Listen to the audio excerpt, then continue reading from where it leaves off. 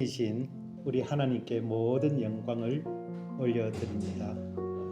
우리 모두가 다 그림을 그리시잖아요. 이제 연필을 하나 딱 꺼내셔서 머릿속에 도화지에다가 지금 나누고 하는 말씀을 그림으로 한번 그려보시죠. 광야, 아주 외롭고 쓸쓸한 광야에 한 노인이 양을 치고 있습니다. 그런데 이 노인의 과거는 결코 초라하지 않았습니다. 그는 과거에 애굽의 모든 지혜를 배웠고 모든 행사에 언어나 능력이 출중하던 젊은 시절이 있었습니다. 그러나 그는 어느 날 사람을 죽이고 이제 도망자가 되어서 광야로 도망자의 신세로 전락하고 말았습니다. 말 못하는 양들을 이끌고요, 이리저리 헤매이는 노인의 모습이 결코 화려하고 예쁘게 보이지는 않습니다. 여러분, 이 사람이 바로 아시다시피 이집트의 왕자였던 모세입니다. 그는 지금 말 못하는 양을 이끌고 이렇게 왔다 갔다 풀을 찾아다니는 그런 신세로 전락했지만, 한때는 그가 하나님께서 허락하신 이 모든 조건, 내 손에 담아두신 이 능력을 가지고 자기 민족 이스라엘 위해서 일할 열심을 가졌던 자입니다. 그러나 지금 그의 모습은 너무나 나약한 모습으로 바뀌어져 있습니다. 시편 105편 15, 16절을 보시면 인생은 들의 풀과 같다. 그 영화는 들의 꽃과 같다. 바람이 탁 지나가면 그가 있었던 곳조차도 알 수 없게 된다고 말씀하십니다.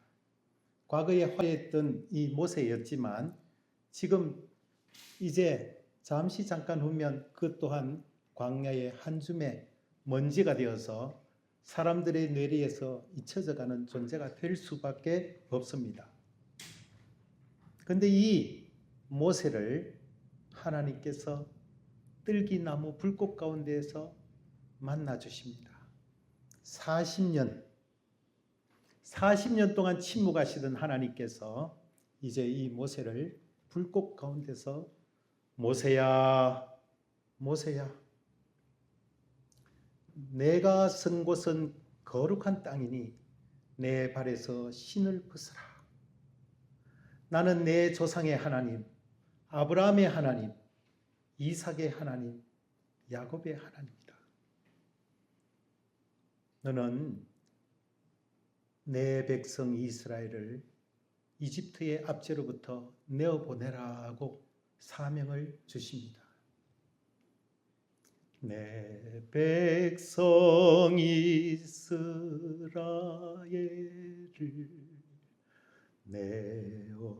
내어보내라. 내 백성 압제하는 자 넘어지리라. 가라 모세, 애굽의 바로에게 말하라. 내 백성 내어보내라. 이 하나님께서 40년 동안 이 모세의 모든 발걸음을 지켜보고 계셨습니다. 40세에 혈기왕성하고 그때 이 민족을 위하여 펄펄 끓는 그 힘을 가지고 일하고자 할 때는 하나님께서 가만히 계셨다가 이제 아무 힘 없고 가진 게 아무것도 없어요. 자기가 지금 치고 있는 양도 자기 양이 아닙니다.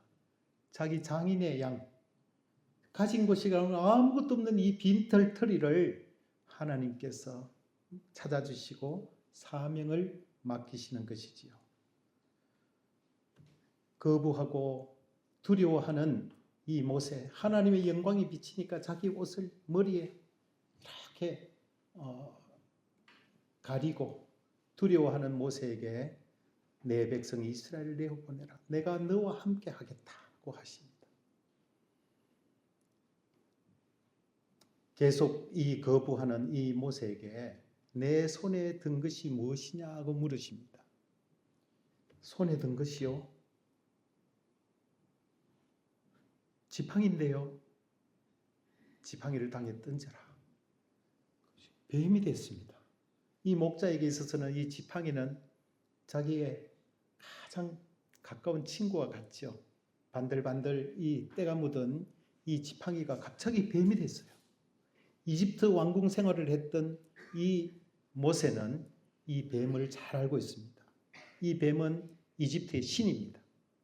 파라오의 관에 이렇게 장식되어져 있는 아주 맹독을 가진 그 뱀의 형상 아시죠? 광야 생활을 오래 해봤던 이 모세는 이 뱀의 특성을 너무너무 잘 알고 있습니다. 이 뱀 앞에서 모세가 무서워서 피했다고 했어요.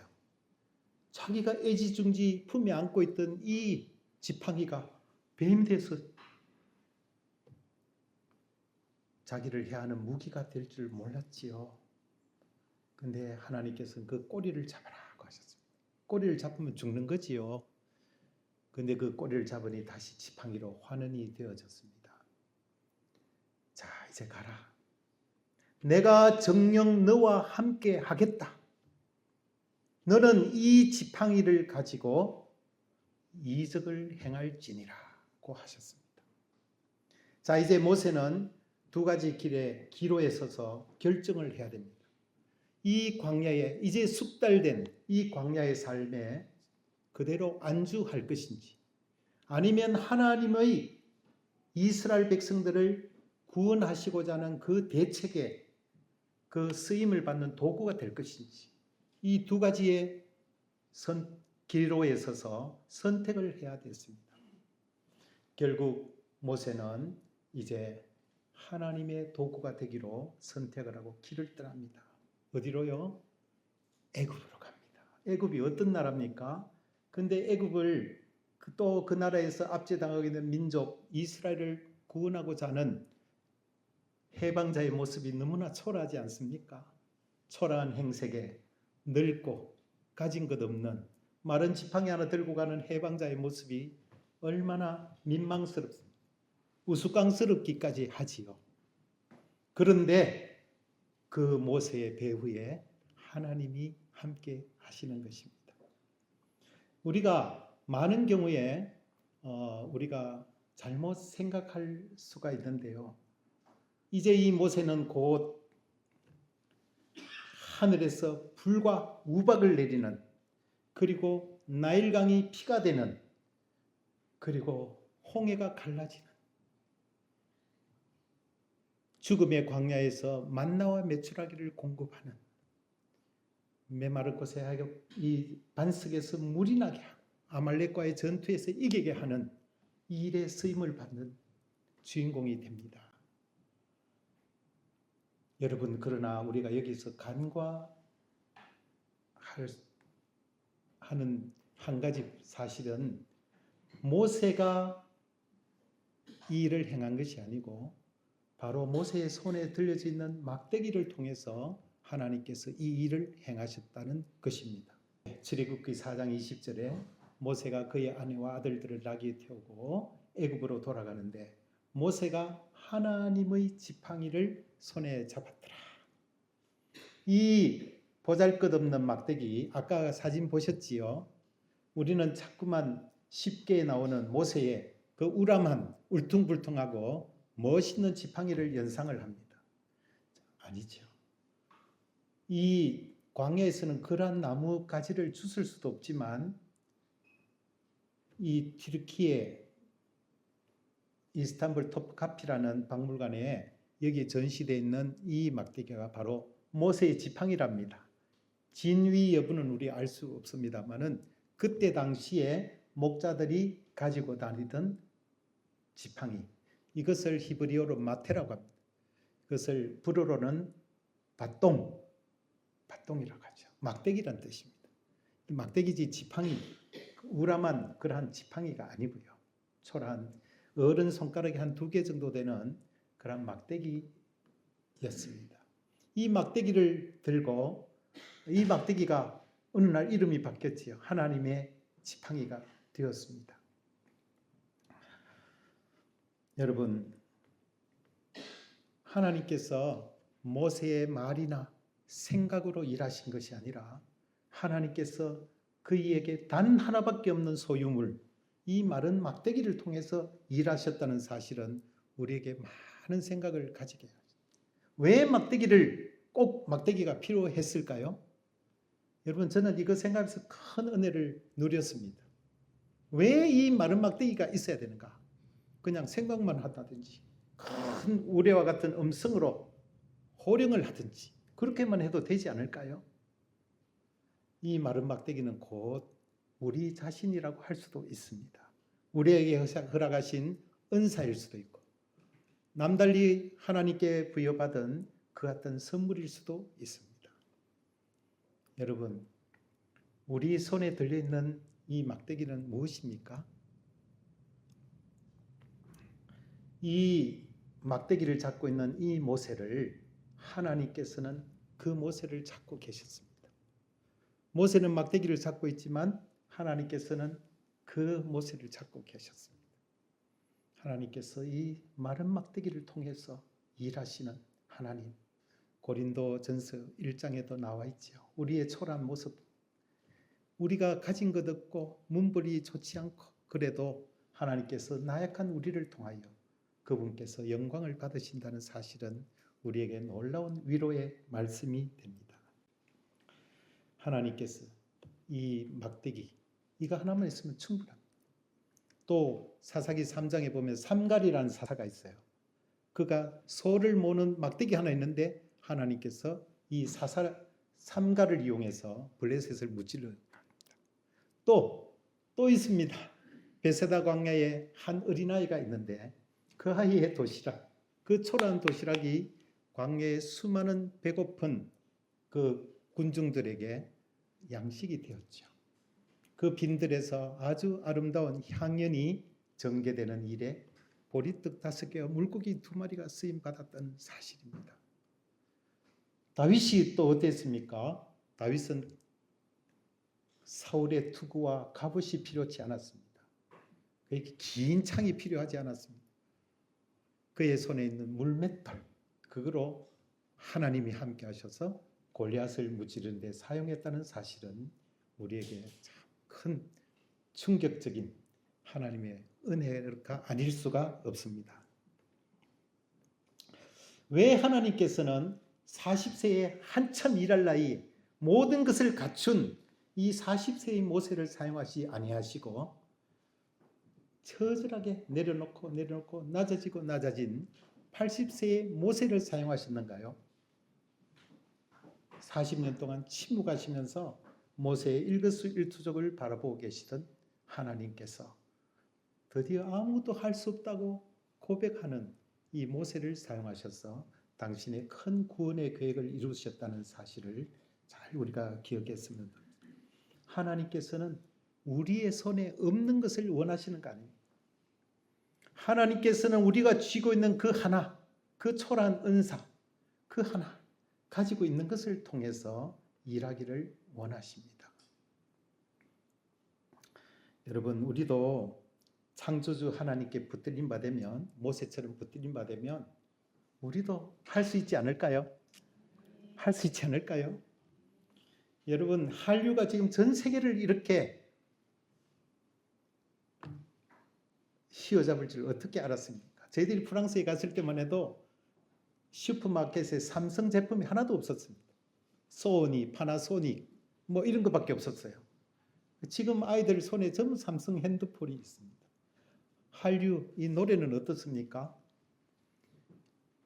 지금요, 모든 세계인들이 자기 자비로 비행기표를 사서 한국으로 찾아옵니다.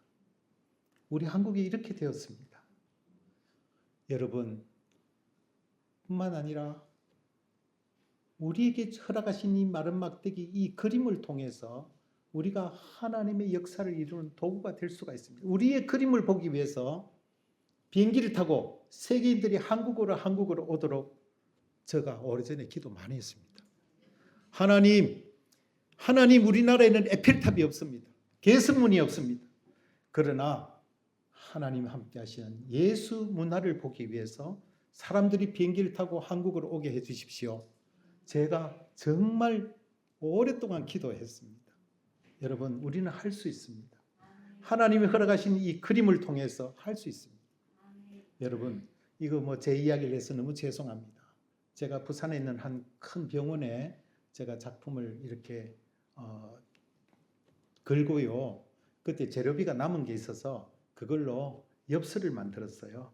그래서 병원 입구에다가 이 판 위에다 올려놨더니요. 저는 잊어버렸습니다. 제가 일본에 갔는데요. 일본에 갔었는데 일본의 한 분이 저를 보더니 깜짝 놀라는 거예요. 당신이 박신호 씨인가요? 맞다고 하니까 가방을 여는데요. 그 속에 제가 부산에 고신복음병원에 늘어놓았던 카드가 종류들 다 나오는 거예요. 제가 놀랐겠어요? 안 놀랐겠어요? 드디어 이 그림의 작가를 만나더니 정말 제 자랑 아닙니다. 이 그림이 발이 달렸나요? 제가 일본에서 제 그림을 만났어요.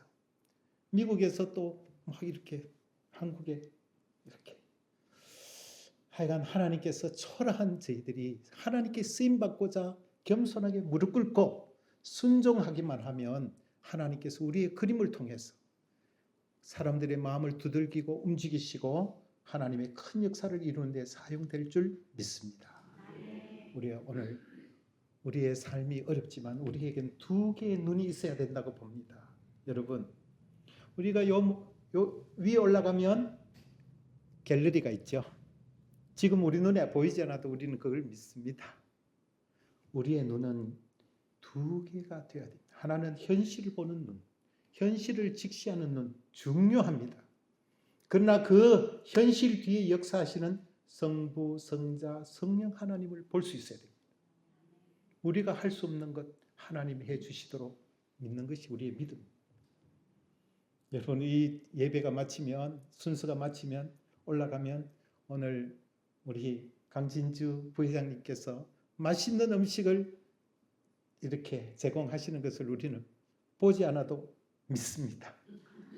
두 개의 눈입니다. 하나님께서 우리의 어려운 현실, 그걸 보지 않을 수 없지만 그 현실 뒤에서 역사하시는 하나님의 능력을 보는 눈을 가졌으면 좋겠습니다. 다윗은 사울 왕에게 쫓기는 그 사망의 음침한 골짜기 속에서 그는 그 어려운 처지 속에서 푸른 초장과 쉴 만한 물가를 보았습니다. 모세는 뒤에는 추격하는 이집트 병사요, 앞에는 홍해가 갈라져 있지만은 백성들은 두렵게 막 떨었습니다만은 이 모세는 이제 이 홍해가 젖과 꿀이 흐르는 가나안의 첫 발판이 될 것임을 믿었습니다. 오늘 우리 미술인 동지 여러분, 믿음을 가지시다. 우리는 결코 어려운 사람들 아닙니다. 물감값이 없어서 허덕이는 그런 나약한 존재들이 아닙니다. 하나님께 쓰임받는 존재가 되기 위하여 겸손하게 무릎 꿇고 그분에게 순종하면 하나님께서 우리를 통하여 일하기를 기뻐하시고 사람을 찾고 계신다는 사실을 믿으시기를 바랍니다. 정말 너무 죄송하지만 오늘 이거 제가 10번 정도 후회했습니다. 오늘 주보에 말씀의 제목이 그분 손에 들린 몽땅붓이라고 적어놓고 참 후회했습니다. 제가 이제 프랑스에서 홀로 공부할 때에 이제 처음으로 국제선 비행기를 탔어요. 가서 우리 클래스메이트들을 보니까 희한하게 모두들 빨간 자루에 이 금박 뭐라 그러죠? 붓싸개 반짝이는 그 붓을 다 들고 있더라고요. 일본 사람도, 프랑스 사람도, 미국 사람도, 영국 사람도 다 그 붓을 가지고 그리고 있더라고요. 이렇게 보면서 저 붓을 그리면 그림이 잘 되는가 보다 이런 생각을 했어요. 그래서 제가 애껴서 그 빨간 붓 세트를 샀어요. 저도 흉내 낸다고 자연스럽게 했는데요. 어느덧 정신을 차려보면 제 손에는 한국에서 가져간 화흥붓, 흰색 화흥붓 몽땅 따른 붓이 제 손에 잡혀 있어요. 정말 이 놀라운 제 기억입니다. 언제 보면은 어느새 그 기름통에 담겨있던 붓 중에 선택하는 것이 화흥붓. 처음에는 죄송합니다. 이 화홍붓이 들려 있는 거예요. 처음에는 부끄러워서 감추고 감추었던 이 흰색 화홍붓이 놓여 있는 거예요. 제가 그때 정말 느꼈어요. 빨간 붓이 아니고 화려한 붓이 아니고 제 손에 내가 편하게 쓰는 붓은 이 몽땅 화홍붓이었습니다. 하나님께서 우리의 어떤 뭔가 아쉬워서 우리의 가지고 있는 것을 사용하시는 분이 아닙니다. 비록 짧고 보잘것없지만 우리가 하나님 사용하시기 편한 도구가 돼야 되지 않겠습니까? 잠깐만 한번 눈을 감아 보실까요? 여러분, 한번 우리가 믿음으로 마음속으로 이 기도를 한번 하십시다. 한번 따라 하실까요? 아브라함의 하나님, 이삭의 하나님, 야곱의 하나님, 약속의 하나님, 오늘 저의 하나님, 저를 당신의 도구로 사용해 주시옵소서. 이 혼탁한 세상 문화 속에서 하나님께서 이 대안으로 하나님의 대책으로 우리 미술인들을 부르신다는 사실을 여러분 기억하시기 바랍니다. 그런데 한 가지 우리가 간과해서는 안 될 내용이 하나 있습니다. 우리가 애지중지하고 저 한때 그렇게 했어요. 하나님 모든 것 다 가져가셔도 좋은데요. 제가 좋아하는 그림 이거 가져가시면 안 돼요. 이렇게 기도했던 적도 있어요. 이 우리가 아끼고 아끼는 우리 품 속에 있는 이 그림이라는 은사도 때로는 우리를 해치는 뱀이 될 수가 있다는 사실을 기억하시면서 우리의 작품이 하나님 앞에 겸손하게 쓰임받는 그러한 하나님의 사람들, 하나님의 도구들이 다 되시기를 간절히